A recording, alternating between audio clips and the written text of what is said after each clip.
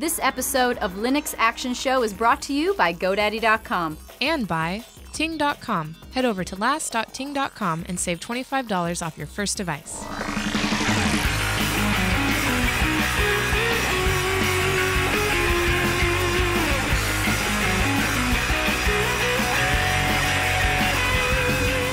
Hi, everyone, and welcome to the Linux Action Show, Season 29, Episode 8. My name is Chris. My name is Matt. Hey, Matt, good morning to you. Morning. Should I tell folks about the big show? Oh, yeah. All right, well, coming up on this week's episode of the Linux Action Show, we're going to chat with one of the developers behind Antergos Linux. Now, you might have heard of Antergos, or maybe you knew it when it was Cinnarch. We've talked about it on the show quite a bit. It's a new take on Arch Linux, and it proposes to make Arch Linux as easy to install as Ubuntu.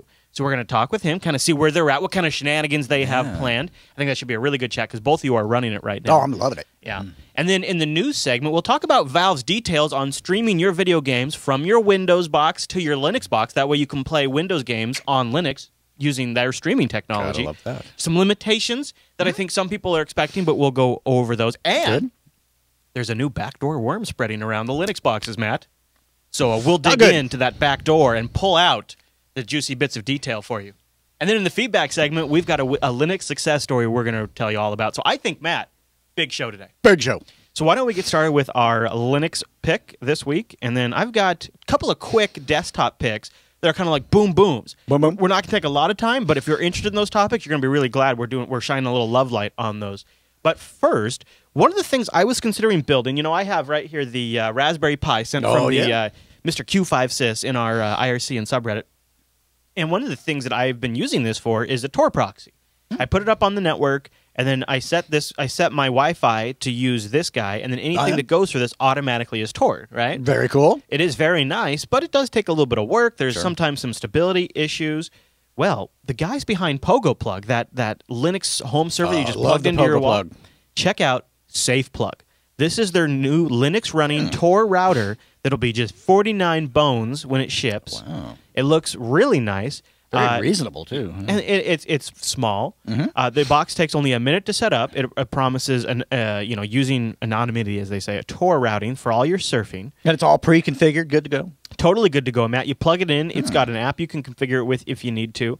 And here's GigaOM has a little write-up on it. And it's kind of, they're saying, one of the things people are going to have a concern with a box like this is how safe it is. Because if I'm buying this and I'm going to trust it with my dirty bits online or whatever I'm using Tor for, I want to know it's safe. So they say SafePlug runs Tor in a proxy server with a hardened SSH access, and that's about it. It costs $49, and it will be initially on sale in the U.S. Pogo plans to sell it across Europe and Asia, and they're conscious of the fact that some people won't be brimming with trust for a security product coming out of the U.S. He said, so we're using vetted software. We could have run a VPN or proxy service somewhere else, but we realized the only way to truly guarantee safety is not to be reliant on other services. True. People who are skeptical can look at the Linux level and see exactly what processes are running. Technical users can look inside the box and feel safe that it's only running Tor. I like where they're going with it. I like it. So you figure, it's nothing that's too hard. Of course, you could always just get the Tor browser. But if you had a small office that you wanted using Tor, or you had family members where you were concerned about the complexity of using Tor, you take something like a $50 SafePlug, right? You got a $50 SafePlug, you plug it into the Ethernet or Wi-Fi of your home network. Bob's your uncle. This thing's taking care of your mobile devices. This thing's take care of your laptops and desktops. And Matt, it runs Linux. Well, and here's how I see it. It's like, okay, granted, anyone can go and configure this themselves, using a Pi or whatnot. But maybe you want to, I don't know, do something for yourself, and instead you can just hand this to your family member and say, boom, you're done. Plug it in, you're finished. I don't have to deal with it. I'm finished. A couple of years ago, more than a couple of years ago now, one of the things we gave out was Wi-Fi routers. We gave out Wi-Fi routers to all of the family members that were in our immediate family that hadn't yet gotten Wi-Fi. And at the time, they're like, oh, we don't need this, blah, blah, blah. They got it, right? Yeah. And that's like every year now, they're like, oh, we still use that Wi-Fi access point you got us. Thank you so much. That's awesome. Right? So this could be kind of the same thing. $50, I could get this for somebody as a holiday gift. I drop this under the tree for them or under the candle, whatever you're going to use it. Or maybe the Festivus poll. I think this could be one of those things where you give it to your less technically savvy folks or people who are just super busy. That's right. That's SafePlug, and it's from PogoPlug. And so it's good. I've been pretty impressed with the Pogo Plug. I actually want to get one. You can go to pogoplug.com/safeplug. I guess, let's see, they're offering to buy it now. Let's see, is it actually shipping? Is it actually? Yeah, if it's shipping, then that's... It is. Holy cow. It looks like it is. So $50 or $60 basically once you apply shipping. So that's not too Good bad. stuff. Take all the major credit cards? Yeah, or PayPal. Oh, they take PayPal. Well, they need to be taking Bitcoin, too. They should, right? Just saying. No kidding. Needs to be. Needs to be. It's going cray-cray this week. I'm going to chop up some grammar for that one. I'm telling you. Speaking of things that are going cray-cray, you want to know what's cray-cray? You, my friend, if you're out there right now, it is almost... Did you know, Matt, I did not want to alarm you, but, buddy, it is almost 2014. Oh, my God. I hadn't told you. I didn't want to stress you out, but the truth is we're almost all out of 2013. And Matt, I think there's people out there who don't own their own .com. They don't have their own web presence. How the hell? I don't know. How the hell in 2013, going on 2014, do you not own a domain? And you can't blame Van Dam. He's told you. He's kicking it up a notch over there. He's kicking him at you. He's told you it's go time. He even wrote some semis. You still haven't gotten the message. Well, now maybe you'll get this message because, my friends, let me tell you, GoDaddy, longtime sponsor of the Linux Action Show, I believe forever. And GoDaddy has a really great deal right now. They have their website builder, brand new system. They've completely revamped it. And their website builder makes it easy to create your own website, put your business online, and even find new customers. You can choose from hundreds of customizable designs, and you're on your way. Website builder even includes a free domain, hosting, and 24/7 support. Domain, hosting, and 24/7 support. It is go time! Yeah. Visit GoDaddy.com. Enter promo code WSB6. Website Builder 6. You see what I did? I see what you did there. WSB6. I see what you did there. You get the Website Builder for only $1 per month for 12 months. Some limitations apply. So go over to their website and check it out. But with using our code WSB6, you can get the .com, you get the hosting, and you get the really great Website Builder that also spins off mobile editions, SEO optimized editions. Go throw something online. You can keep it super simple, or you can make it totally complex and advanced with lots of multimedia and functionality, whatever you want to do. But if you're going to get a job, if you're going to do some contracting, if you're going to help out a family member, if you've got a business, if you've got an app, if you've got a project, an open source project, go get a .com for it and use this service. And then if you ever have any problems, you know you've got the support. You've got a whole year of just paying $1. Gives you plenty of time to own your web presence. Now has never been a better time. So go over to GoDaddy.com and use the promo code WSB6. That's right. Big thank you to GoDaddy for sponsoring the Linux Action Show. Good stuff. Okay. Okay. App pick this week is something a little different. Now, a lot of us have an Android device. I do. Some of us, usually a majority of us, don't get to play with the latest Android. 4.4 is out, right? I got 4.3 right now. I got 2, I think. Yeah. And there's been there's definitely ways to run Android on the Linux desktop. Yeah, there are. They're not real user friendly, but and slow. Usually, like the Android SDK is slow. Yeah. Anyways, so that's where I'm going to say Genymotion. Genymotion. I'm gonna put it down as Genymotion. I kind of like Jenny because that makes it, except for it's a dude on the front page. So it's he's from overseas. Okay. That works for me. We'll go with that. So this is the faster Android emulator. And one of the things that really stood out for me is how quick it is to get up and running on a specific version of Android. And then once you got it up and running, OpenGL support in the emulator on your desktop. Ooh. Oh, that's nice. Yeah, so over here I'm emulating a Nexus with Android 4.3 on there. And you can see I've got my animated lock screen, so I'll just go ahead and unlock that bad mamma jamma. So here is my Android device. And I've got full OpenGL acceleration inside this VM. And I can't get over the performance. Oh, yeah. I mean, it really performs well, for sure. Like, I could bring up the now abandoned messaging application, or I could bring up the now abandoned music application, or I could bring up the now abandoned web browser, or I could bring up the now abandoned phone dialer. I feel a theme here. Or I could bring up the now abandoned gallery application, or I could bring up the now... Oh, you get the point, right? Yeah, you can abandon things. Yeah. Turns out a lot of things in here are abandoned, but you could always load like the Amazon App Store and do all that kind of stuff. But here's one of the really cool things is the actual emulator manager, the Genymotion emulator. When you click Add, you do have to have a free account with their website. That's no big. That's reasonable. Yeah, you just go over there and create it. It's not a big process. It's not a long process. So here's all the just ready to rock images I could go with. So here is a Galaxy Nexus S. Oh, this is great. Here's an HTC One running 4.2. Here's a Galaxy S4 running 4.3. So I can pick from any of these hardware templates. Nexus S running 4.3, Nexus S running 4.1. And you can even do tablets, too. It's not just smartphones. Right. Yep, let's do that. In fact, let's do a WXGA 10.1 tablet running Android 4.3. I hit next. It just says, okay, what do you want to name it? Here's your specs. I'm going to give it 512 megs of RAM. Wow. It's going to have 160 DPI at 1280 by 800, and that's all fine. It goes out to the Genymotion servers, downloads that version of Android for you. Then it'll automatically establish the VM container, import all of the Android components, and fire it up for you. See, it's just all, I love that. Next, done, son. Yeah. I love that. And I'm getting pretty good speed. So let's see here. I'm pulled down. So this image is 148 megabytes, and it's just coming down right now at about... literally go up, take a coffee break, come back, it's done. I mean, it's like... See, I'm getting... faster than that. I'm getting like 3 megabytes a second, 6 megabytes right there. I just bursted to 6 megabytes a second on their server, so that's pretty good. Crazy. So now it's created the virtual machine for me, and I'm all done. So I say finish, and now I got 2 of them. Oh, so now you just play it. Yeah. Yep, I hit play. Oh, this is a part that comes up where it allows me to add some additional stuff, the ADB connector, if I wanted to have like an ADB connection. I don't, so I'll just say no thanks for right now. Now it'll fire it up, and we'll have a 10.1-inch tablet that we could do our development on. And you were saying earlier, this is cool. This is such a cool use case for. We've wondered like, what would you use touch on a desktop or a laptop? Oh, this is it right here. Yeah, I mean, this is totally it. If you're developing a mobile-friendly app, even if you just want to do compatibility testing, right? Even if you're just wondering what that UI feels like me when I'm looking at another phone, looking at another new release of whatever. It's kind of cool. So I'm gonna shut this guy down, and then there we go.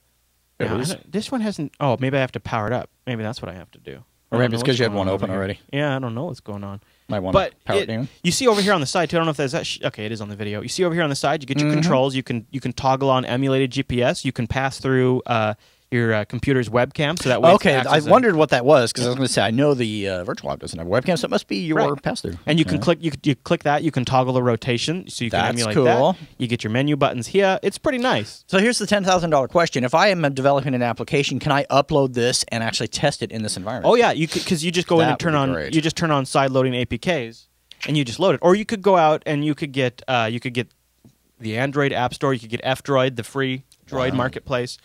So there's a lot of ways you can get applications into that. Plus, web apps would work. It'd be a great way to test out if your website renders properly. Yeah. Wow, that's really cool. That is Genymotion. You can get it at Jenny or Genymotion.com.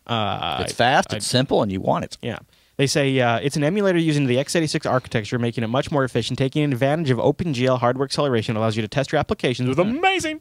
I love it. I am going to be playing with that all day tomorrow. All right, so here is another pick for you, Matt, and this one's a little geeky, so put your propeller hat on. I had a couple candidates for this week, but I've been waiting for kind of like a spot in the spotlight to slot this one in, because I feel like, you want it to fit, right? I mean, you don't want it to just be completely arbitrary and random. And also, I felt like we needed to give ButterFS a little bit more of its dues.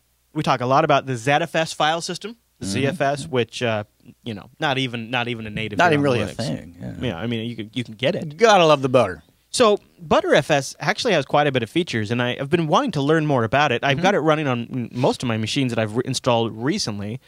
This is a video that I'm going to link to in the show notes. It is it's called "I Can't Believe This Is Butter," a tour of ButterFS. That's clever. It doesn't go like crazy deep, but it definitely gives you a lot of info. It kind of made me a little more excited about what ButterFS will do. I'll play a little bit of it. A pull request to Linus this morning from a whole bunch of stuff out of Fujitsu. Oh, I should mention it's from 2012, so it's a little out of date, but there's still so much good stuff in here that I figured we'd go ahead with it anyways. Here's just some highlights. It's always going to read block A off one copy. And if that copy always remains good, it's always going to read that copy, it's never going to scrub. If the disk on which that copy fails, and now you're left with disk 2, and that one's gone bad, and you haven't been scrubbing, you're now left in a position where the checksum will fail, and you can't read the data. So we recommend that you scrub. Chris is sort of saying very high usage file systems once a week, not so great file systems once a month.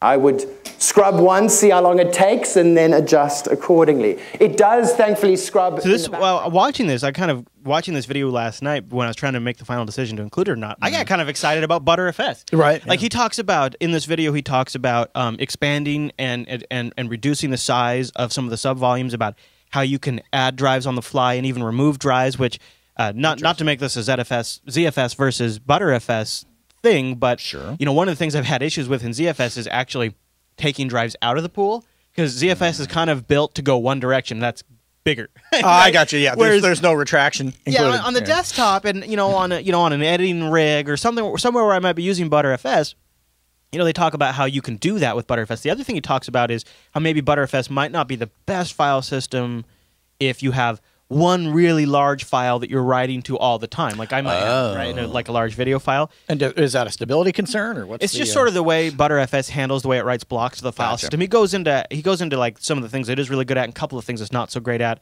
Some of the disadvantages they talk about have actually been fixed since then, but it's still it was a really interesting video.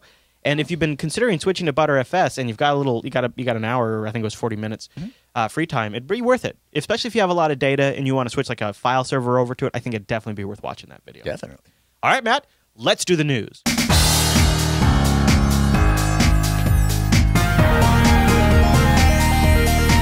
Hey, it's the news, and this episode is brought to you by Ting.com. Matt, Ting is mobile that makes sense. My mobile service provider. Hell, it's Matt's mobile service provider. It should be your mobile service provider, too. Ting is awesome. You get started by going to last.ting.com. Now, what's great about Ting? No termination fees. Boom. No contracts, and you only pay for what you use. Now, you might have known that before. Let me show you the dashboard. Ting has a video up that goes over some of the features of their dashboard, and let me tell you, as a Ting customer now since the beginning of the year, this is really one of my favorite things. Sure, yeah. The 1855 Ting FTW where a real person answers the phone, that's amazing. I call and I get a real person, that's great. But the dashboard is really where the power's at. You can transfer your phone numbers around. You get a snapshot of where your billing is at. You can see exactly how many minutes each line is taking. Oh yeah, by the way, each Ting line, only $6 per month. Then they share a pooled set of minutes, and then you just pay for what you use on each line. You can have individual monitoring of each phone. You can set limits. You can set alerts.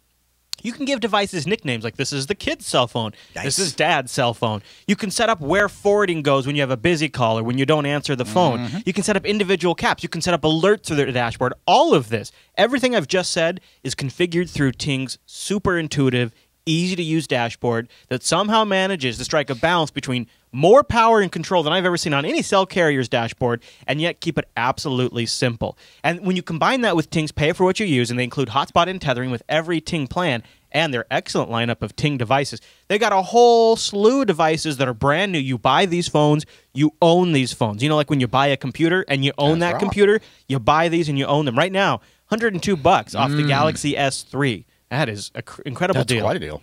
You can get my HTC One. You can get it in black, red, or white. I love the HTC One. Moto X is Mike Dominic from Coda Radio, his favorite phone. He's rocking that right now. The notes on here, that's Matt's current phone. That's a great phone. And they've even got a feature phone. When you apply our discount by visiting last.ting.com, feature phone, $63. Boom. Pay for what you use service, $63, no contract, no early termination fee. So go look at their rate system. You're going to be kind of blown away at how it works. It's kind of unbelievable. It is actually legit. It is amazing. I love only paying for what I use. I hate having to pay into some big contract because the existing cell carrier system is such a scam. Not only do they lock you into a contract where they can ding you a ton of money, and they take that price of that phone and they spread it out and make you pay for it for the entire time.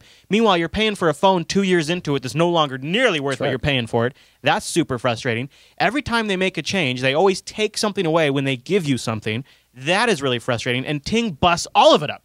They really do. And what I love about it is that I know that I don't have to sit there and think, okay, what's my cell phone bill going to be this month? I didn't use a lot of data. I used more phone, Yeah, and it adopts to me. It's like if you're kind of like, oh, geez, I'm making a lot of phone calls this month. I'm not so sure. Ting app right here on the phone. Oh, I'm sitting pretty. And it's updated frequently. I mean, like multiple times throughout the day. It's really nice. Super dynamic.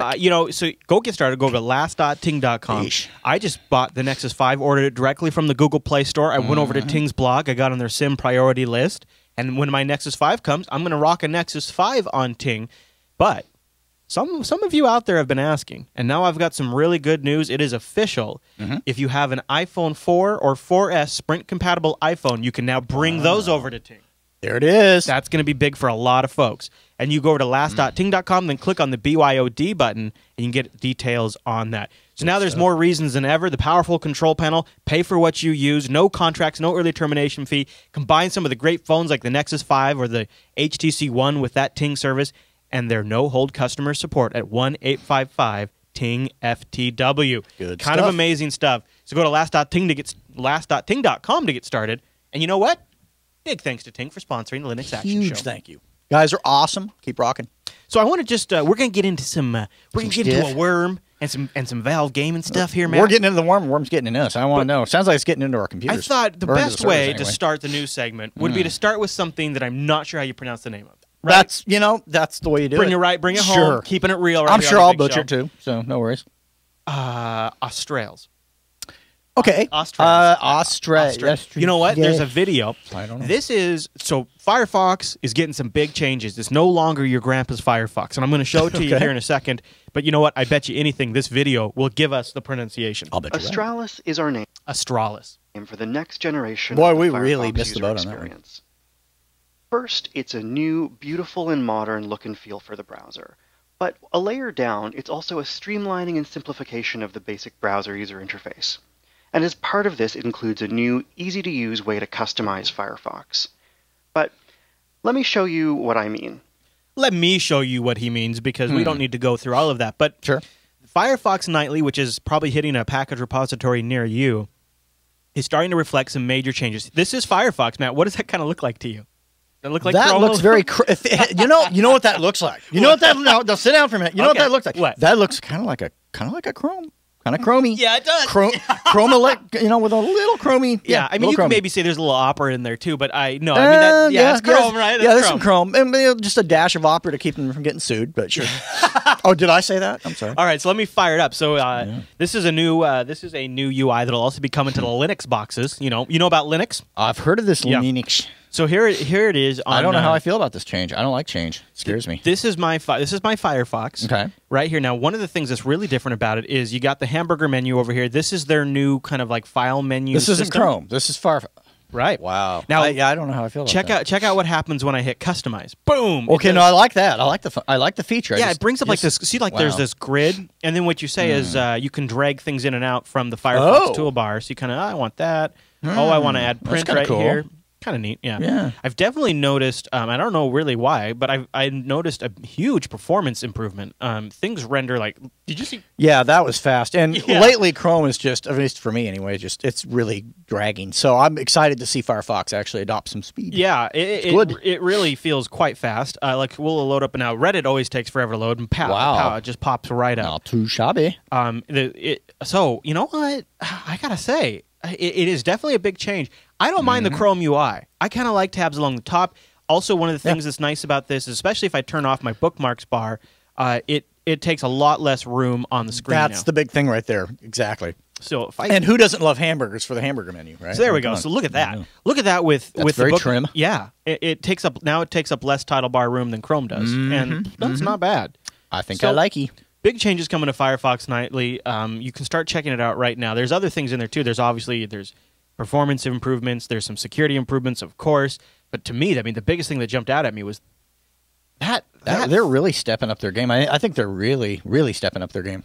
the tab shape. They call it Firefoxy and organic, friendly, and fluid. It is Chrome-ish, but it is. I think they're putting more polish into it than Chrome has right now. You think? Yeah, I do. I really look at that. Look at those edges there. Well, they did put edges on there for you, and they made little dots and I like pointy dots things. and edges. Yeah, I mean, and you you know. can see how it. Here it is with the Glowbug theme installed. So you can see how it kind of looks good. Yeah, now the themes really do look good, actually.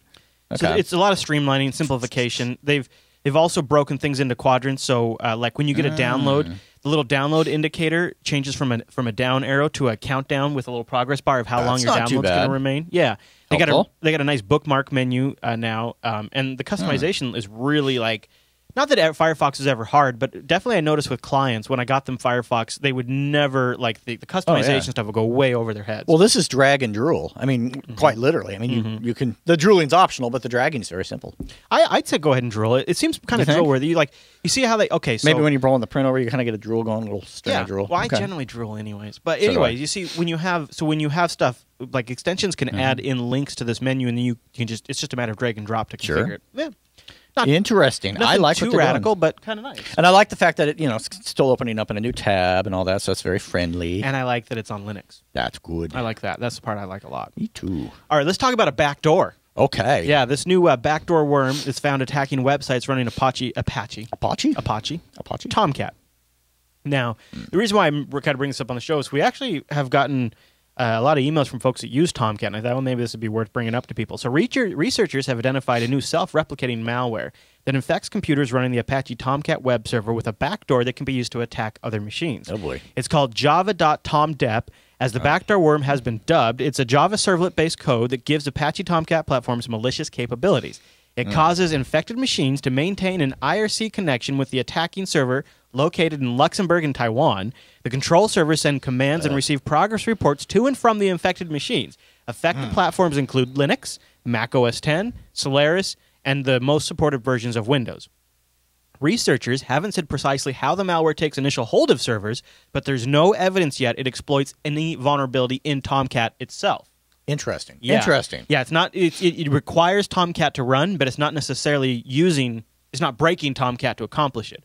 A researcher at Symantec said that java.tomdep appears to be designed to harness the huge amounts of bandwidth and computing power available to web servers for use in denial of service attacks against other machines.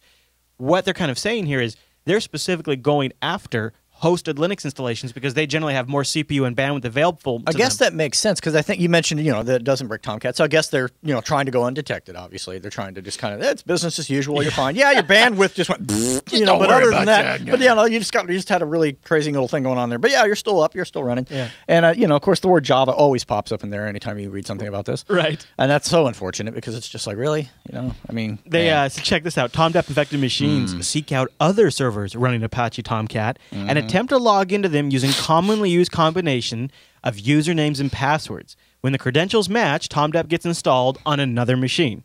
So far, the number of infected machines appears to be low, but then again, the malware was only detected less than a month ago, and given the epidemic of weak password hygiene and the lack of antivirus programs used by web servers, the threat could still be spread. Yeah, because what it's using is it's using a database of, these are the most common passwords that lazy sysadmins use when they set up a Kind of like server. WordPress people that use admin. Yeah, exactly. Yeah, No. exactly. Bad. And we were just saying on the pre-show, it's been a long time since we had a good old classic malware spread. Right? And, unfortunately, once again, desktop Linux gets left out. True. I feel like it's never going to be the year We're of just not desktop. cool. Yeah. I mean, here I was all excited. It's like, oh, it's servers. Okay. Yeah. I But, mean, okay. I got servers, so I mean, maybe I'll get it. But Yeah, I mean, it's like, geez, guys. just want some malware. I feel like the Windows users get everything. I know. They get all the cool stuff. They get the latest games, and they get the malware. I mean, come on. Sometimes they get the malware and they don't even know they get it. That's how spoiled they are. Yeah, right. All right, well, let's talk a little bit about the future.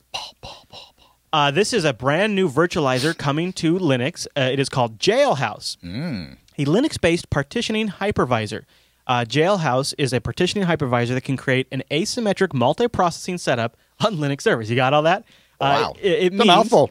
Here's really what it means: is that you can run bare metal applications or non-Linux OSs aside standard Linux kernel on a multi-core hardware platform. So here's what they do: Jailhouse ensures isolation between these cells, using hardware-assisted virtualization. The typical workloads they expect to see are highly demanding real-time safety and security requirements. But what's really cool about Jailhouse is the way, and this is why it's only going to work in certain workloads. Sure. Okay. You say you got a rig with 6 processor cores in it.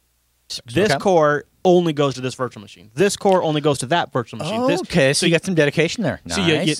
they own that core on the CPU, and that helps go towards their isolation factor. So there's a lot of people in the security field who always worry about some sort of vulnerability letting you leak between 2 virtual machines. The aim of Jailhouse is to keep the amount of code responsible for establishing and maintaining cell isolation as small as possible. And small, they mean a few thousand lines of code at the privilege level of the hypervisor. It's in the incubator stage right now. They're only supporting Intel x86 at this point, but it's another contender in the emulation space. And this one, I think, would be really interesting because I would guess what you will see is, the Xbone shipped this week? Yes. And one of the things the Xbone is doing is it's actually running 3 operating systems simultaneously using Microsoft's hypervisor. And they are essentially kind of accomplishing something like this, only not quite the same, and where it's an embedded device, 3 isolated environments, 3 separate processors, 3 separate OSs. You could do this same kind of thing. You take like a hardware route, something like on a router appliance or a switch appliance. You put embedded Linux in there. You have a couple of processors in there, and maybe that little router box needs to be a firewall, a switch, and an asterisk server. Oh, so or you can something triple like that. duty that bad boy. Oh, Yeah, and each thing is totally isolated within the circuitry of that machine. versus this mesh. Yeah, pot where of it's stuff. being managed by software, and the Right, which is separation always- is there, but yeah. separation is software based. And if you Yeah. break that software, which is extremely hard to do, but if you break that software, you could potentially get into the other Kicking virtual it up a machines. notch. I like it. Pretty cool. Called Yes. Jailhouse, and it's Jailhouse, brand new. Just announced on Tuesday. Mm. Okay, Matt, now our final story of this week has to be a Steam story because people just don't bust our balls enough about talking That's about right. Steam. Hey, so, was this or Star Trek, guys? Same. it could have been Star Trek. Yeah, that's true. Good point. So Valve explains in-house streaming, and the closed beta is beginning. And here's the deets. So any two computers in a home can now be used to stream gameplay sessions that can enable playing games on systems that would traditionally not be able to run those games. Interesting. Not necessarily Windows to Linux only. For example, a Windows-only game could be streamed from a Windows PC to a Steam machine running Linux in the living room. A graphically intensive game could be streamed from a beefy gaming rig in the office to your low-powered laptop that you're using in bed. You could even start a game on the computer and move it to a more comfortable location and continue playing. Oh, I'm there. liking that. I'm liking that a lot. The second computer is only used to receive the audio and video signal and then send back controller inputs. It will be free. The internet, you cannot necessarily, is not supported to play over the internet. It has to be over your LAN. And would there be any? And wonder if there's going to be any like weird delay. I mean, you are.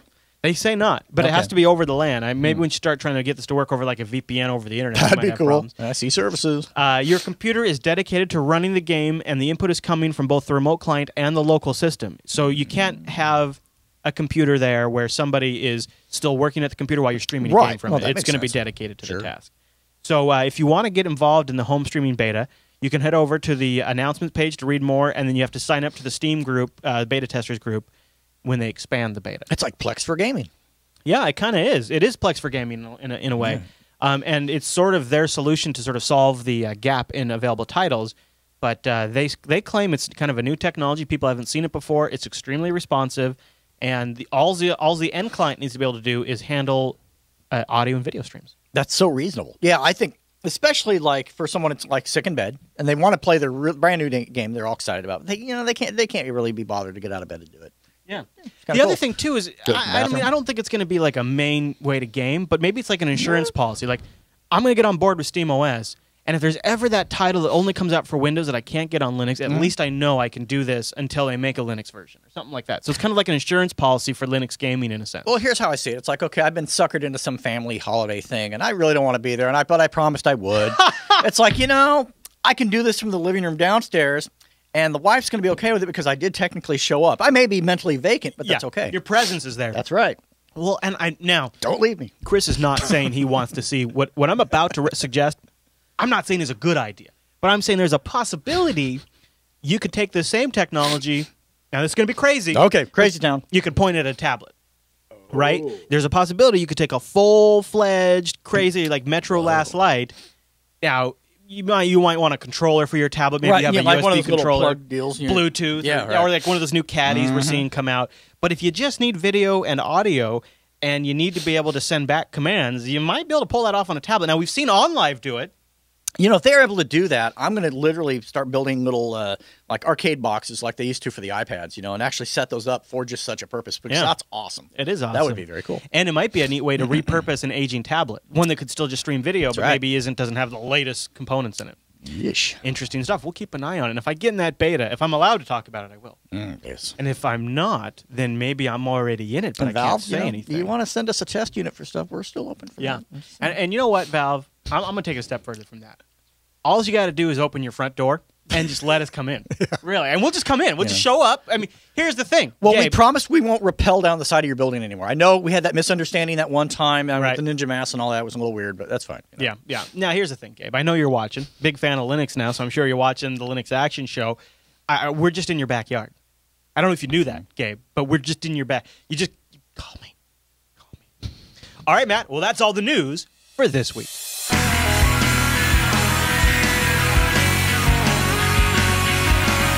It's time to talk with Alex from Antergos, and he's going to give us all of the good details about what was once known as Cinnarch and has now become a full-fledged arch spin. But first, I want to thank our segment sponsor, System 76, creators of machines born to run Linux. And let me tell you, my friends, It is the holiday season over at System 76. And most people, when it's holidays, they check out. They're out of there, right? Yep. Not System 76. They've just released 2 new machines this week. Let's start with this crazy great new laptop, the Kudu Professional. I'm going to say Kudu. I'm going to say Kudu. I'm going to say Kudu. Starts at $799 for a 17.3-inch laptop. Let me tell you something. I configured this thing with 3 SSDs. When I was in there specking it out. 3 SSDs. Yeah, this thing's a monster. It's awesome, and it starts at a great price point. They also just updated their touch machine, their Sable Touch. Remember we had the Sable Complete? Yes. Now it's the Sable Touch, my friends. It's got even more functionality. It's got the 4th generation Intel i7 processor in it, and it's got a beautiful touchscreen.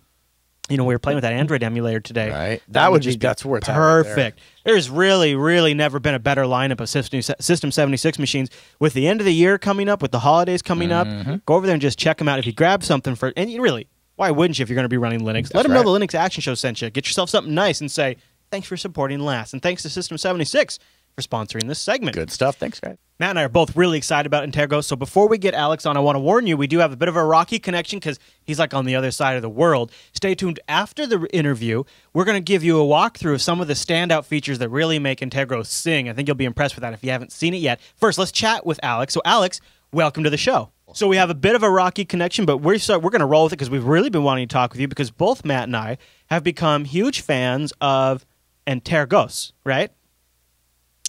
And I think a lot of people watching are probably familiar with Cinnarch. So can you just take us back in time and tell us about when and why you guys switched from Cinnarch to something different? We have to make the move because Cinnamon was breaking everywhere, and we decided we have to make a big change and not just adopting Nami as a desktop. We have to change our name, our branding, everything. And that when we decided to call us Antergos. Well, so now I kind of think of it as sort of an awesome way to get a really current version of the GNOME desktop. And one of the things that you guys have done that is a huge barrier for Arch, and it's funny because Arch users don't ever really recognize it as a big barrier, but getting Arch installed is just, even if it's not hard, it's a mental barrier for folks. And Antergos really makes that as easy as it is to install Ubuntu. And I wonder, is Antergos, is it where you want it to be? Is that what you want to accomplish? Do you want to refine the process of getting Arch installed, or do you share some of the Manjaro vision where there's a possibility you could sort of differentiate down the road, maybe pull away from Arch a little bit, set up more of your own repos? Because I know you guys have your own repo now. So what is your thought? Where do you see Antergos position when you have Manjaro out there, you have Arch proper? Where does Antergos fit? Okay, so I love Arch Linux. It's my favorite distro over Antergos. But I wanted to show the people how good is Arch Linux. So that's because why I created Cinnarch in the first place. Now with Antergos, I want to keep that movement. I want easy to install Arch Linux with our branding, of course. And yeah, that's our main difference with Manjaro. I always want Arch Linux base. I always want Arch Linux as my repo. Yeah. So what I'm kind of parsing there is your main vision is sort of keeping it close to Arch because you're a big Arch fan yourself. And yeah, to me that's nothing. Go ahead. Yeah. There's nothing that good as Linux. That's sort of the big advantage to me for Antergos is once I have it installed, I know that all my future updates are going to come directly from the Arch repos. As soon as Arch gets a KDE update, Antergos has it because it's coming from Arch. But you do have your own repo. Why do you have a separate repo for Antergos installations? Well, we need some extra packages like Thank You, Graphic, or I don't know, or wallpapers, even the cinnamon theme. It's also there. Yeah. And a little extra packages, nothing big like the whole Nomi Suite or LibreOffice, something like that. Okay, just little bits It's and an pieces. extra. Yeah. Now, Yeah. I made the mistake on the show before. I assumed your installer was a fork of the Ubuntu installer. It's actually something you just created from whole cloth, but you liked sort of the layout of the Ubiquity installer, correct? Yeah. We wanted, since the first day, to make it look similar to what have Ubuntu, because everyone knows Ubuntu. Right. And it's easy to use. But the code beneath is our own. Thanks to Gustavo Castells, is one of the Tenchi developers, and Alex Skinner, the guy who ported the pipe to Python 3. That's now a master in Python 3 and Python. So what about like so one of the things that you see like in the case of, and I don't mean to draw a direct comparison here, but Mint based off Ubuntu has down the road come up with spin-offs. You have Mint based on Cinnamon, you have Mint based on GNOME or whatever. You'd have different spins, LXDE, XFCE, et cetera, Do you see a future for Antergos where you have different spins, or are you planning to integrate that into the installer, where the installer comes up and you say, do you want a GNOME desktop? Do you want a KDE desktop? What's your take on that? Well, I want a light CD with just installer, without any desktop environment on it. And then I want light CDs with every desktop supported by Antergos. The installer light CD will show you the same thing as it showed you now.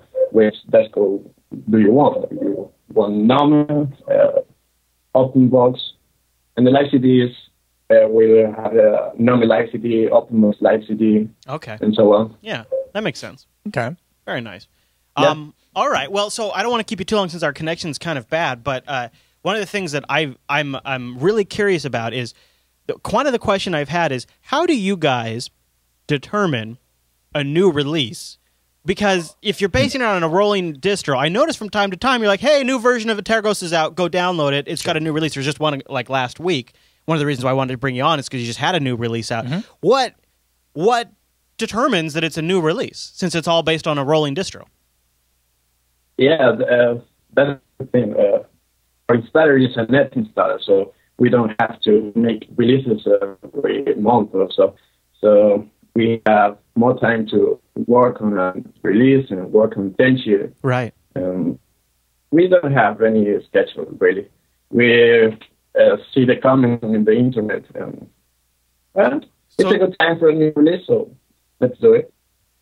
So it's kind of based on when you feel like you've made just enough progress to call it a new release, and there's new packages that come down and all of that. Because one of the things that I found compelling was I could go get an ISO from 3-4 months ago, but your installer is actually pulling down fresh packages directly from the Arch repo. So I might have used a 5-month-old ISO, but I had a brand new version of GNOME by the time my installation was done. So it really is.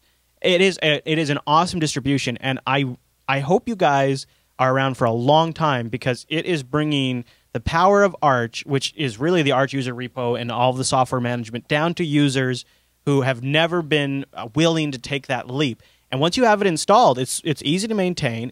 You've got great minimal defaults. It's really fantastic. So I just wanted to get you on to compliment you and who you're working with. How many people are you working with right now? Sorry? How many people are you working with on the distro? Is it just you, or is there a couple of folks involved? There's a couple of folks. Gustavo Castells, Alex Skinner, Dustin, Mark Mirages, and Raul Granados. 5? About 5 people. Okay. Yeah, okay. So each person has their assigned areas that they work on. That makes sense. Yeah. Yeah, if you go to the forums, you will see Dustin is in every post. His username is Lots0Lots, I think. And he's making a great job. And Gustavo and Alex work hard on the graphical installer. Yeah, which is great, which is really coming along quite nicely. Well, Alex, thank you very much for making a little time on your Sunday to chat with us. Appreciate that. Keep up the excellent work and pass on the word to the team, too. We're big fans here. Yes. Both Matt and I now have rigs with it running. I'm loving it. I'm just, it was so simple to get running. So hats off to you guys, and keep up the great work, okay? Love it.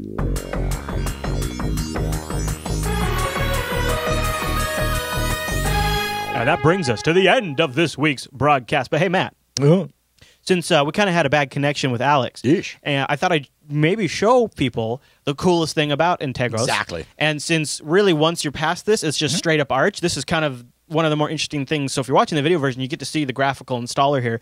I've booted up the latest Antergos ISO in a VirtualBox machine.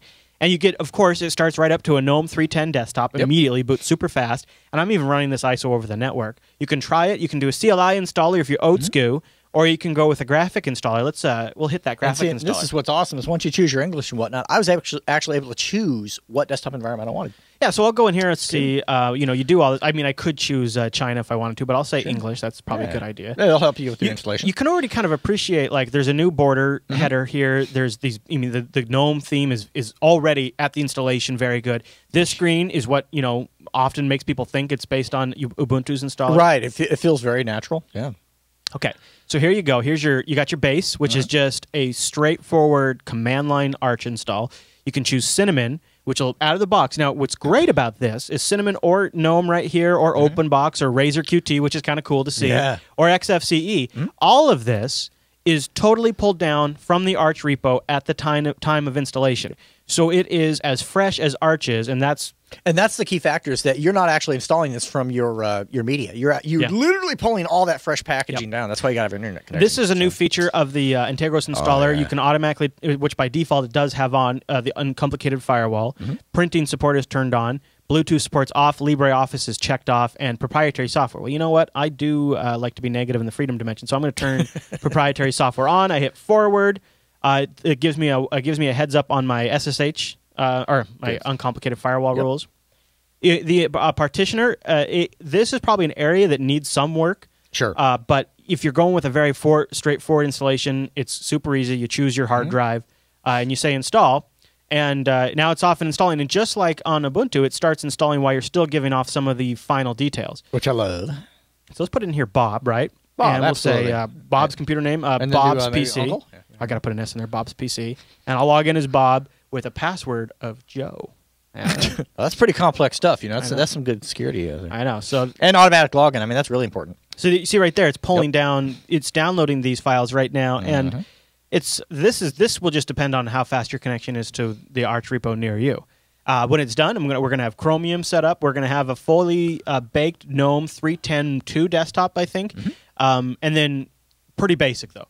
You're still going to go through and you're going to need to install like your VLC or But I like that chat it's program. basic, that I get to choose what's going to be my default media player. That I get to choose if I want an Office suite or not, and then have an Office suite. I don't even think like Thunderbird gets installed. I mean, it's awesome. It's really minimal. I love that. This is it, though. This is installing Arch. You just did. Yeah, by the way, that 2 minutes It's not an Arch fork. No. It's not a derivative. It is straight up genuine Arch. And it's kind of amazing. With an extra repo for a couple icons and whatnot. I mean, it's like, literally, that's it. Yeah. So awesome. I'll let this go as we finish up. See, right there, it's pulling down kernel 3.12.1. Nice. Right? So I'm about to have a system with kernel 3.12.1 when I'm done. I got updates, actually, when I get home on my netbook.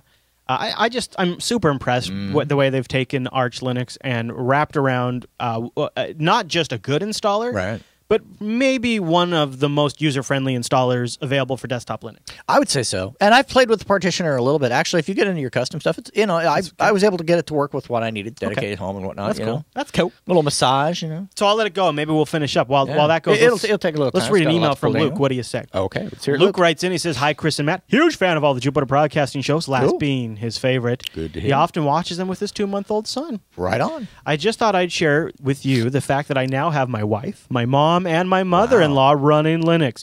My wife uses Ubuntu 12.04 LTS on her laptop. My mom, who's almost 71 years old, uses Elementary OS with her Atom netbook. Very cool. And my mother-in-law has Lubuntu on her aging desktop.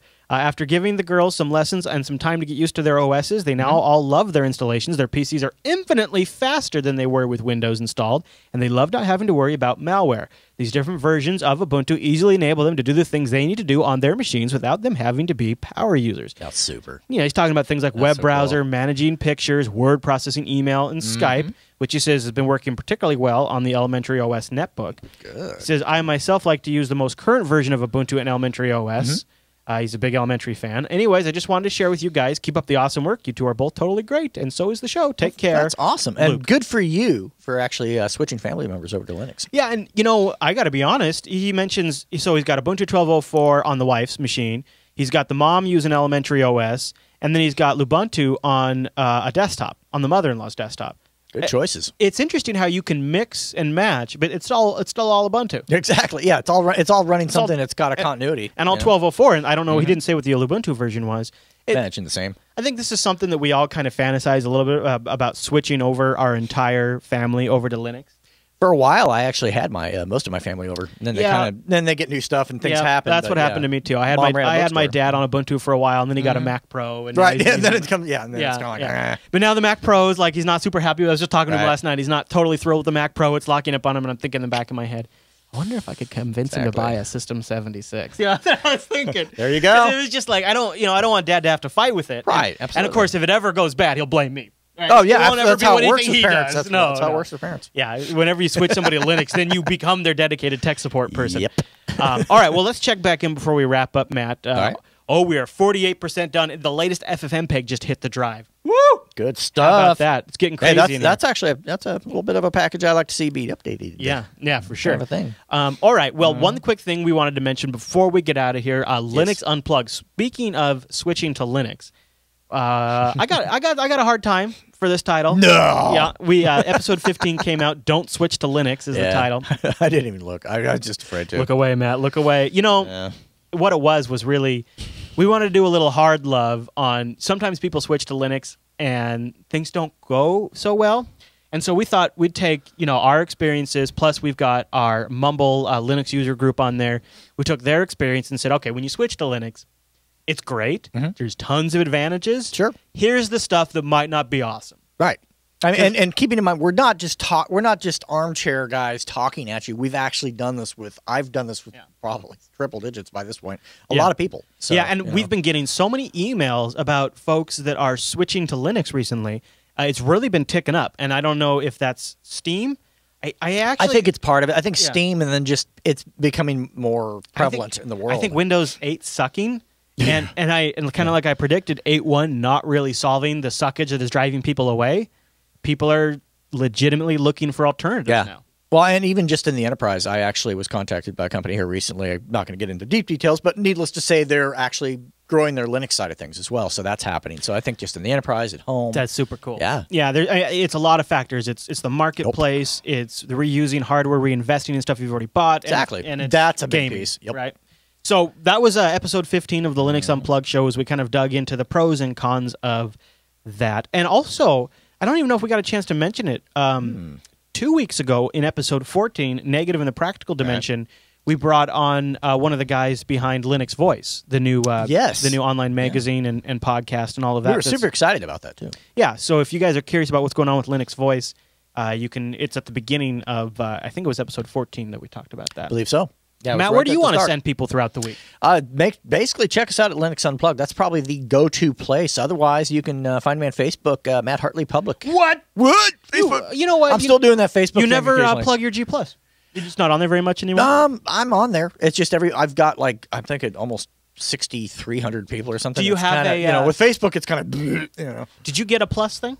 Like I'm like plus Chris Fisher now on G+. Oh yeah, I reserved my name and all that. Yeah. So can you do like the Google.com? Yeah, side? I think it's just Matt Hartley now for Google Plus. Believe so. Probably. But if you're not on there, and I think most of you are by now. But yeah, if you're not on there, get on there and subscribe. I want to give a quick plug as the holidays approach. If we do any moving around of recording schedules and things like that, JupiterBroadcasting.com/calendar is where we'll try to, as efficiently as possible, update that as we learn about schedule changes. Yes. We probably will have some shows that are either double recorded for a little bit. Like there won't be a live tech snap Thanksgiving Day. Sure. We've already recorded that. Okay. Oh, yeah, by the way, happy Thanksgiving, everybody. Yeah, happy Thanksgiving, right? So, yeah. And then we'd love to have you join us live over at jblive.tv. The Linux Action Show is live at 10 a.m. Pacific. Also, jblive.info if you want the audio stream, which is, 10 a.m. Pacific is what? 6 p.m. UTC? Is that right, chat room? So you can go over to jblive.tv and join that. All right, Matt. My Antergos installation is just finishing up right now. So there you go. There you go. While we were recording the end of this segment, it's now going through and checking and loading the final packages. And now when we have you reboot, it's going to have beautiful, beautiful things. How long was that? That was like just a matter of minutes. I mean, that's how long it takes now to get a fully up and running, up-to-date Arch installation with GNOME 310 or whatever you want. And it's so advanced that it allows you to actually run a podcast while you're installing. And you know what I actually did on the Antergos installation, that I've got GNOME on there still because GNOME's great. But once you get it installed, you just go over and install the KDE packages, and within a couple of minutes, you've got a fully up-to-date KDE desktop, too. And then you just can bounce between them like no big deal. And with Systemd, you can easily toggle between KDM and GDM for your login manager, and Bob's your uncle, you're up and running. So that's right. All right, Matt. Well, there you go. So I'm going to, what should I do with my Antergos VM? Probably nothing, I guess. Really, yeah, you're already running it. So it's kind of like, I mean, unless you want to like throw some stuff at it. Yeah. Sure. So, all right. Well, very good. Thank you, everyone, for joining us on this week's episode of the Linux Action Show. Love to have you join us live if you can. Go over to jblive.tv. And don't forget Coda Radio on Mondays and the Linux Unplugged on Tuesdays. So if you start on Sunday, you get the Linux Action Show, and then you got the Coda Radio Meet, and then you got Linux Unplugged. It's like a big geeky sandwich just over 3 days. So why wouldn't you want to be here for that? And if you're part of the American audience, happy Thanksgiving. And if you're part of the Canadian audience, and hope you enjoyed Thanksgiving last month. Yeah, I hope that was good. We totally zoned it, so we're sorry. But, all right, everyone, thank you so much for tuning in this week's episode of the Linux Action Show. We'll see you right back here next week.